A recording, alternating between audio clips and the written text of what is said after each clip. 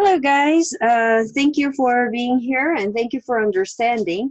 I've been thinking a lot about how to conduct the class today for the past few days, and I realized that we don't have a lot of time to discuss all the necessary details for you to write your cover letter uh, for your assignment.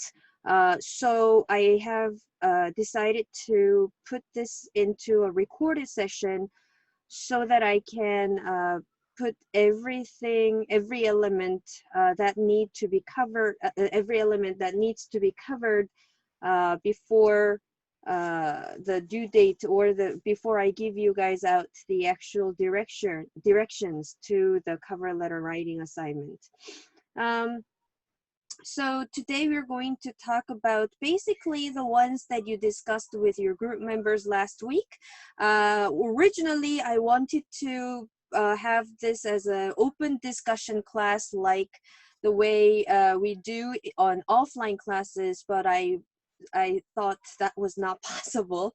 It would take much longer time, so I just decided to do this on a recorded session.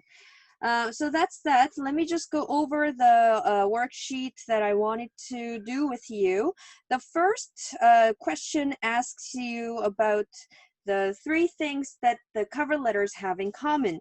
What cover letters are we talking about? Well, I shared these cover letters with you before, right? Last week we looked at these two different cover letters, right? Cover letter sample example 1 and example 2, and I said how both of the cover letters are the good ones compared to the hello, I am applying for the graphic design position. So it's much better than that version, and we know this, but what elements of these cover letters make it look better? So I gave you the entire period last week to analyze both examples to see what's really good about these examples. And the first question was asking, list the three things that these cover letters have in common. And basically, you can see how they look very similar. First thing we can see is that we see these addresses in the beginning, right? And we also see, get out of here. Okay, we also see some other addresses here. So this is something that's very common with both examples. So why do we have two different addresses on one example, one letter? Well, that's because address number 1 here, the one that is up here, they are both the addresses of the sender of the cover letter. In this case, we can see that Jasmine Sanchez is the person who wrote the cover letter.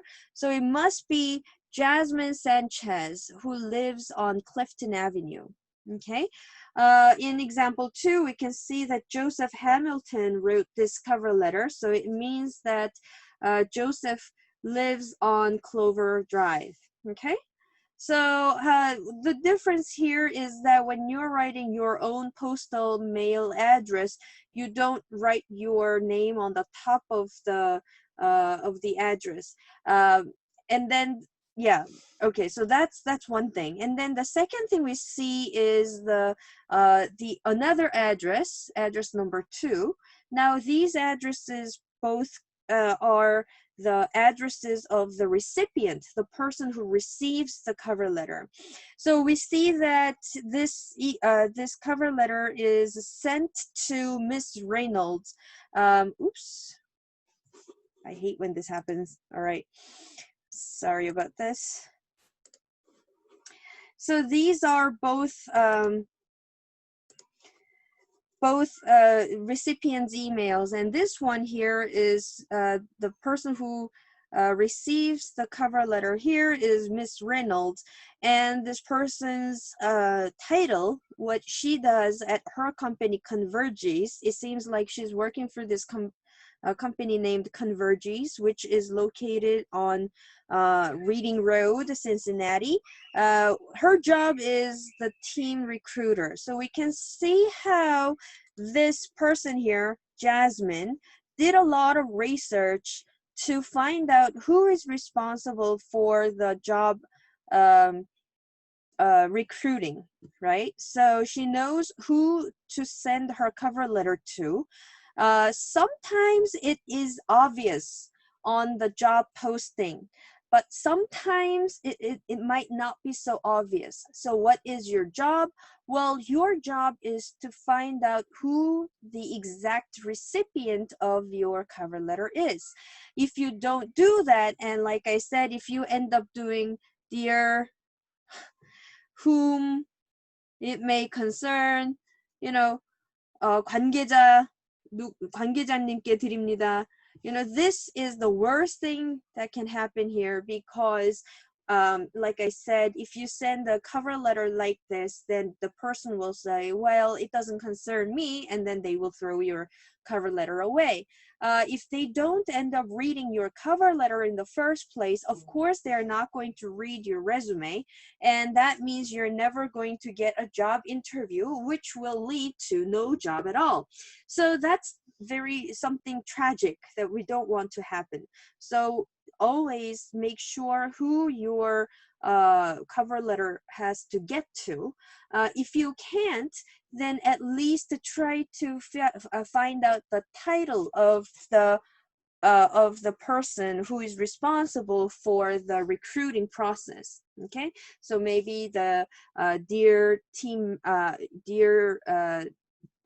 recruiting manager or dear HR director or something like that. Same thing here in the cover letter sample number 2. It has the person who is receiving the cover letter, and then wow, he's the owner of the company that he wants to work for, and then comes the address of the person who is receiving the cover letter. Now you have to make sure that this is you understand this process, because these okay, this here, the entire address process is actually not necessary. What I mean by not necessary is that I am talking about when you're sending your cover letter through email. And I'm pretty sure what you guys are doing in right now, or probably what you will be doing as a job hunting later on, will be mostly done through online process rather than post mail process. So you will have to keep in mind that you won't be including these postal mail addresses in your online cover letters because actually it is not necessary. I mean, think about it. Who would want to know where you live? In these days, it's actually much of a dangerous information to share, actually. So please do not put this post mail addresses on your email cover letters, because it is not going to be it is not going to look very professional. Okay, because we don't, it's like TMI now because nobody cares. However, let's say there are still very conservative companies that require these documents to be received through postal mails. For example, your schools, universities still require ask me to send some important documents through postal mail. So I still have to use 등기우편 to get the really important documents, or I would have to go to the office myself and then hand the papers to them actually face to face.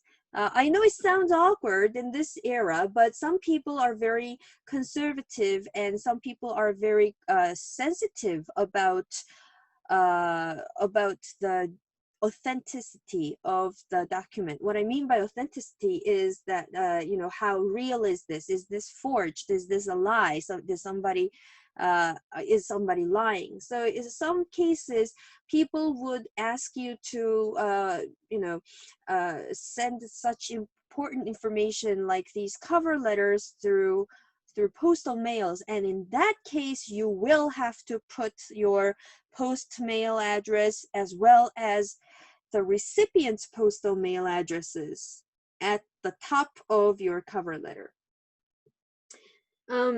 So this would actually answer the question number 2 in your worksheet too. I said, what should you write in the heading of a cover letter?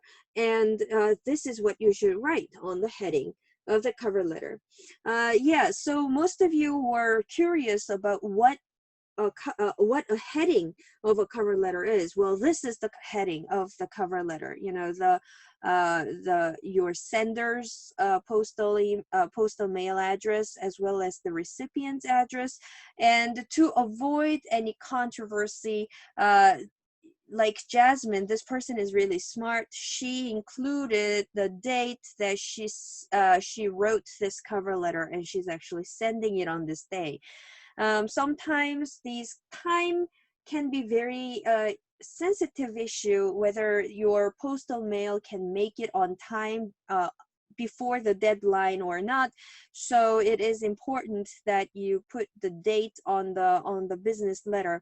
Again, this is not necessary with an email either, because when you send an email, there is automatically a system that shows what time, what day, what second even you sent this email and the person received it. Okay, so that would be not necessary in the email version of a cover letter. So this was the heading of a cover letter. If you are writing a cover letter through an email, this heading might not be important, but what would be important for your email cover letter is that you will have to write a good title of the cover letter. For example, you can't just say cover letter. Bang! Okay, the most appropriate way of entitling your cover letter in an email would be, for example, something like cover letter and the resume of, and then comes your name. Okay, for example, in my case, it would be Ju Young Lee. Okay, so this is important in an email cover letter. However, it's not going to be very important when you are writing this as a postal mail cover letter. So if you are sending a printed version of a cover letter, then you wouldn't need to have a title. However, if you are sending your cover letter and your resume through an email, then you would have to put the title in an appropriate manner. Make the title concise and to the point, so that your recruiting manager easily finds out what this email is about and who this email is from. Personally, if you are writing an email through a cover letter, I would also like to suggest to look back to your email ID. Sometimes your email addresses look very unprofessional. For example, like let's say I am doing 덕밍 out here, but I have a 덕질 계정 too, you know. I have my own 덕질 계정. Let's say I am really a huge fan of Winner, okay, and then I love these 4 little boys, you know, singing and dancing, right? So let's say I fell in love with Mino, and then my email address goes I love Mino at gmail.com. Okay, I would not use this email address to send my cover letter and my resume, okay? Because this doesn't look very professional. I've seen some really, really unprofessional looking email addresses like keg stand or something like that. Keg stand, if you look it up in Google, you will see how idiotic college boys look with drinking games. Yeah, so just it's so stupid. I don't even want to talk about it. But so don't use unprofessional email addresses.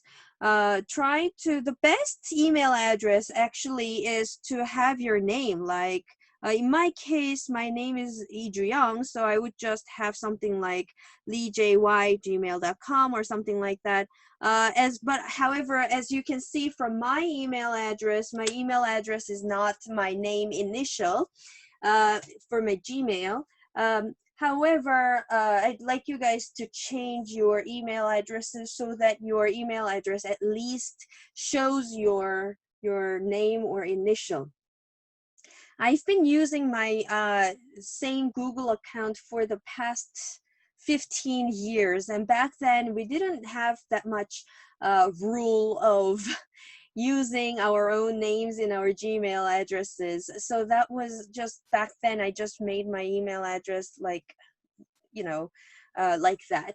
And I've been using it for the past 15 years now, so I can't actually change it easily because all my important business mails come to that account. But in your case, you guys are now stepping into the world, so you have a choice now to make a good, decent, professional looking email address, so you don't need to be like me. Okay, so please make an email address that shows your name or initial, and then use that apart from really unprofessional ones. And when you're using your emails to send your cover letters, make sure you put the right title, okay? This is important. All right, so that's that. So we just talked about the major difference between the offline cover letter, which is the printed version of a cover letter, and the online version or email version of a cover letter. So please remember that, okay? And then comes the salutation and greeting. Now let's take a look at the first part here. It says, "Dear Miss Reynolds." This is how this person started. Jasmine started her cover letter, right? Okay, and then comes dear likewise the second email the second cover letter begins with "Dear Mr. Peterson." Okay, so as you can see, this is the one good decent way of starting your email or business letter or cover letters or anything. So basically what you're looking at here is a cover letter. However, when you're writing a business email in general, you will see these similar format. Even when it comes to an email, we share the same style of salutation. Now, if you take a look at here, let me change the pen color so that it stands out. Okay. What you really need to take a look at here is the colon. Okay.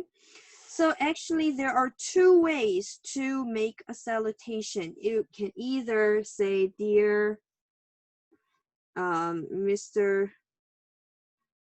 Peterson," and then put a colon, or you can use "Dear Mr. Peterson," and then comma. Both are fine. Both are fine. And there is a difference between an American version and an British version of these salutation punctuation. What I mean here is that when you are writing a business email or business letters in Britain, they will be doing something like, oops, they will be doing something like, Dear Mr. Peterson, and then nothing, okay? They often miss something. But I know that a lot of you are you know, you are dreaming of going to the Silicon Valley to work. So what I want to suggest to you is the American standard, American version of punctuation. And in that case, Americans would be more comfortable looking at the punctuation at the end of the salutation. Then what is the difference between a colon and a comma? Well, when you write a comma, it is more common, okay? So whether you are writing to your friend or whether you're writing to your boss, everybody will be okay with a comma. However, this colon thing here is a little more special. It is much more formal. So it is used to much more formal audience. And in this case, this person obviously wants to be formal because this person is applying for a job. So in that case, they use this colon here. Okay. There's one more question. What if you don't know whether this person is a woman or a man? So for example, let's say you guys are applying for an Indian engineering company, okay? And we see that there is the recruiting manager's name is, let's say your recruiting manager's name is Anusha Viswanathan. Okay, she was actually my best friend when I was back in America. But let's say you see this name for the first time and then you're like, oh my gosh, is this name a girl's name or a boy's name? We wouldn't know because this name looks very foreign. It doesn't look, it's not very familiar. Same thing with Korean names. Sometimes, you know, my name, for example, Lee Ju-young, can be a man's name and a woman's name. So it's really difficult to tell whether to address such, you know, mid-gender kind of names into what title. In that case, the safest way to deal with this situation is to say something like, Dear Mr. Peterson. In this case, you wouldn't be offending anybody, okay? Let me just give you an example. We had an email writing quiz in another class. That was SW영어 1 class. And I gave people direction. Okay, so you're going to write an email to a person named Valerie Lee. And you will have to include all the necessary salutations. And I got emails like, Dear Mr. Lee. Okay, first of all, Valerie is a girl's name. And if you didn't know that, then you can't just fix and say Mr. Lee. How would you be sure if I am a Mr.? You would be much better off to do like this. Dear Miss/Mr. Peterson. Dear Miss/Mr. Lee. And then comes a colon or a comma. In this case, like we said, because this person wants to be much more formal, they used colon instead of commas, okay? One more thing, please do not forget to put the period here, okay? Like Mr. Peterson or Miss period Reynolds, okay? Again, in British version, they would miss the period sometimes, but it does look awkward. Although we know that British version skips these punctuations. In American culture's eyes, we know this, but it still looks a little awkward. So I recommend you to do the punctuations correctly, especially when you are writing mail to, to another culture. Make sure you understand the culture. Of course, if you are writing to a company that is located in the UK, then maybe you can follow their rules. So what I want to say here is that when you're writing your cover letter, you need to follow the culture of the recipient, okay? But like I said, in our case, majority of you I've seen are dreaming about working in the Silicon Valley, or want to study in California. So I am just doing this on American version style, okay? So that was the answer to question number 3. I asked you guys the question, how does each writer start salutation and greeting? So we just talked about salutation, and then the greeting goes, it's not like, hello, my name is la la la. Instead of saying that, the first thing they start talking about is actually, surprisingly, why they're writing. And in this case, because we know that this is a cover letter, the purpose would be what position you're applying for. So if you take a look at both emails, you can see the first email talks about, I am writing to express my interest in the administrative assistant position. Same thing here in the example 2. He said, I am writing in regard to the job opening as a roofer in your company. So we can see that in both emails, they talk about the position they are applying for. So specifically, administrative assistant position here, or a roofer, okay? It doesn't matter if you don't understand what the meaning of a roofer is. I don't know either. But in here, what's really important here is that the first thing they did was that they mentioned what position you're applying for. And that's really important. The second element that you need to include in your cover letter in your first paragraph is to say where you saw the job advertisement. So you can see something like, as described in your advertisement in 어느 신문, the Cincinnati Enquirer.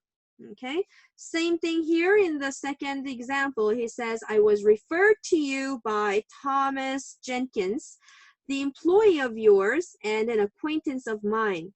And this is actually a very smart tactic. This is very, very smart strategy.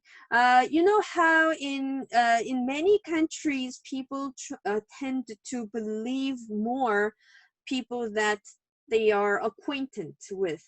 For example, if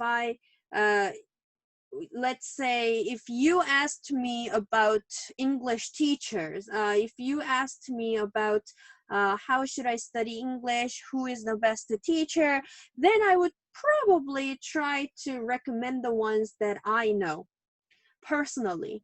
And then because I recommended the person, you will probably believe in my choice, my recommendation, and put a lot more trust in this person. Same thing here. It is important that if you know anybody in the company that you're applying for, and you have talked about applying this position with this person, it is very smart to mention that in this part of your cover letter.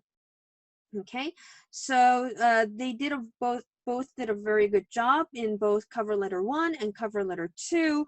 We can see what position this person is applying for and where this person saw the job posting. Example 1 saw a job posting from a newspaper or whatever, and the second example talks about the mutual acquaintance. 서로 아는 지인. Okay, so it's a good way to prove your fidelity.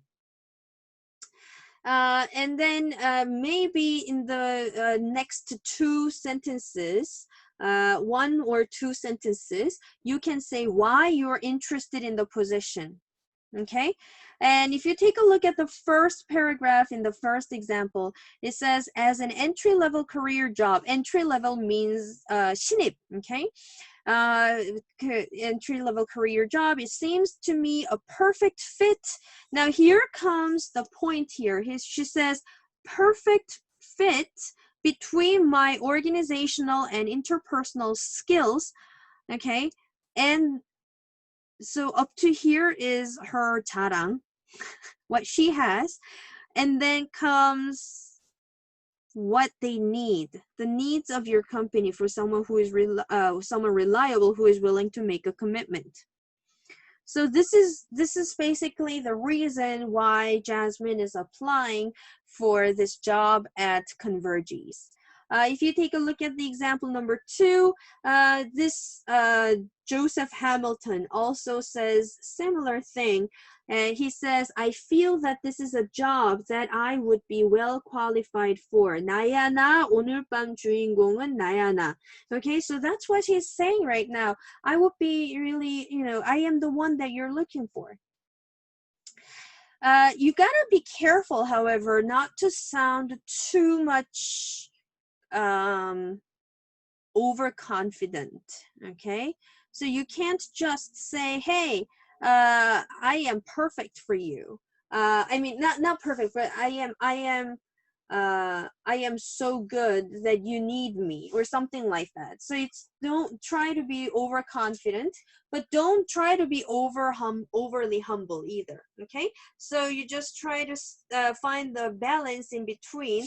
The best way to do this is to sort of combine the Jasmine's and Joseph's version. So you can say something like, I feel like I would be well qualified for this job because I have skill number 1 and skill number 2, and this is really important in your job, in your company. Now you will eventually go to paragraph number 2. Now, what is important here, what you need to remember is, I don't know if I have mentioned this in your class before, but what's really, really important here is about the lining, okay? So when you look at how these are lined, in Korean, a lot of students just try to break down the lines here, like 이쯤 와서 여기 이렇게, 여기서 enter, 여기서 enter, 여기서 enter. Some people break off these lines. However, in English, we don't do that. Okay, we do not break off a sentence in the middle. Okay, we do not break off words in the middle. 단어도 잘리면 안 되고 문장도 중간에 잘리면 안 돼요. So what do? Everything has to be in chunks of sentences, okay, in a paragraph, right? So let me show you. So again, you don't press enter every time you finish a sentence or you feel like you have to change a line, but actually you have to put all the necessary or relevant sentences all together in one paragraph. Okay, so that's what the first paragraph is talking about. Like if you see both examples here, in the first paragraph, you talk about what position you're applying for, how you found about the position, and then you can mention about if you know anybody from the company and how you can do well in the company or for in the position. So that's the first paragraph. All right. Now, the next thing you need to talk about in the second paragraph is, okay, so the first thing you need to talk about here in the second paragraph is you go more into more detailed. You talk a little more detailed about what specific skills or experiences you want to highlight that are helpful for the job that you're applying for. So basically, if you want to do this properly, the first thing you need to do actually before even writing the cover letter is that you need to do enough research on the position you're applying for. So let's say you're applying for cashier at McDonald's. I mean, I'm sure that a cashier at a McDonald's wouldn't require any cover letter, but let's just assume, okay? In that case, you would probably have to be really good with machines, calculators, and you probably need to do very well with money. And you have to be very honest because you don't want to steal money from your stores. And most of all, you would have to have no problem communicating with the clients, customers, right? So basically, if you know these things, if you know that what cashier needs, in that case, you can mention those qualities in relations to your specific skills. Okay, so let's take a look at the example number one. In example number one, her name was Jasmine, right? Jasmine says, I am very interested in making a career as an administrative assistant. Okay, so she's mentioning that she's applying for this position again, although she mentioned it here, right? As I feel that my experiences and interests make me well qualified for the position. So this is like what we call 밑밥, okay? So she is making connection to her next sentence. Okay, so she's making connections from the previous sentence and the next sentence. This is a linking sentence, okay? And then she says, I understand the importance of maintaining an organized and efficient office. So this is what she thinks about an administrative assistant. She knows that this quality here, importance of maintaining an organized and efficient office. This is what the major job of an administrative assistant should be doing. And she knows this. And she connects this with her qualities. For example, she says, she does not underestimate the responsibility. She knows how she's very, she understands this quality of the specific position. She also makes sure that she is very responsible, which is another qualification for this position as well. She also knows that when you want to become an administrative assistant, the person needs to be working very well with the Microsoft Office. So she mentions that. So she says, I have experience with both Office, including Word and Excel, which I gained through computer course in a college. In addition, now she knows another qualification that is needed as an administrative assistant. She knows that when you want to become a good administrative assistant, you need to work well with other people, and she knows she can do that. So she mentions this in this paragraph. So she also mentions how she can interact professionally. So basically, this paragraph is talking about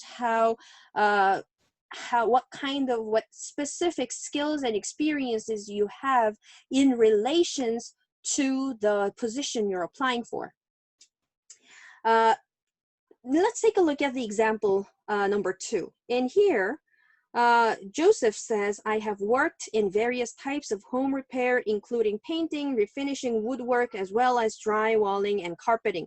So we know that this guy is applying for a roofer. And although we don't have professional knowledge on what a roofer does, we know that this person, a roofer, this position must be related to something that's house construction kind of thing. So he knows this, and he talks about, in general, what kind of skills and experiences he has in relations to roofer. So he mentions how home repair, painting, woodwork, he mentions this, and then he also mentions how he can use many different tools, including, and then he gives specific examples of the tools. And then what's really interesting here is this sentence here. I quickly master new ones. Now this is very important because, you know, from the owner's perspective, we don't know what kind of business is to come in the future. So the owner wants to have more potentials, and this guy is letting the owner know that he also has a potential. This is one of the favorite lines that owner wants to hear, that I'm a fast learner. And I think this also can work with your cover letters, because I know that there are many different types of languages in computer programming, and some, you know, some positions just require Java and C, and then you know, you can mention how you're good with Java and C, but you also say, oh, I'm really you know, quick at learning new languages, and then maybe the recruiter will be happy with you, because the recruiter knows that right now he's doing business that's only using C and Java, but maybe in the future when he extends business, he wants to have an employee who can do a lot of things with better potentials. So this would be a good sentence to add to your cover letter. I mean, try not to lie. If you are not a quick learner, then it would be a lie. But if you are, you know, flexible at learning, you might want to add this to your cover letter.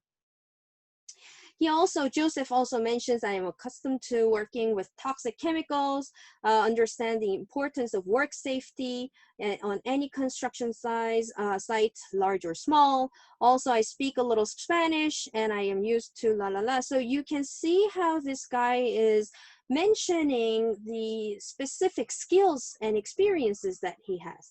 Now, important thing here is that you should not be repeating your resume. That would be really boring. So make sure that you're basically summarizing the highlights of your resume, so that your employer or the recruit manager is really interested and he wants to, or she wants to, read your resume. So this part is like a trailer of a movie. You want to make your trailer really interesting, or from your from the customer's perspective, from the audience's perspective, what makes you decide that you should go to the theater and watch this movie? Well, the trailer has to show the highlights, but not everything, right? So think about this paragraph 2 as a highlight.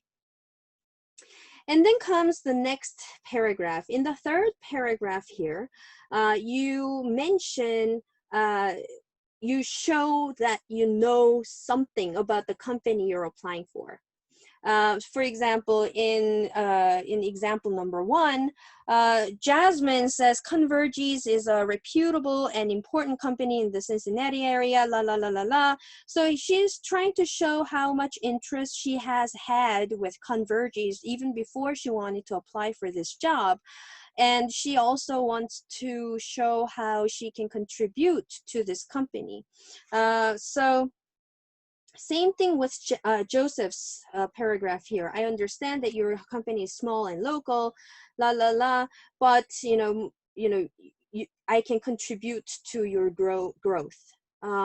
So basically, you show them that you are really interested in this company and you know some things about this company.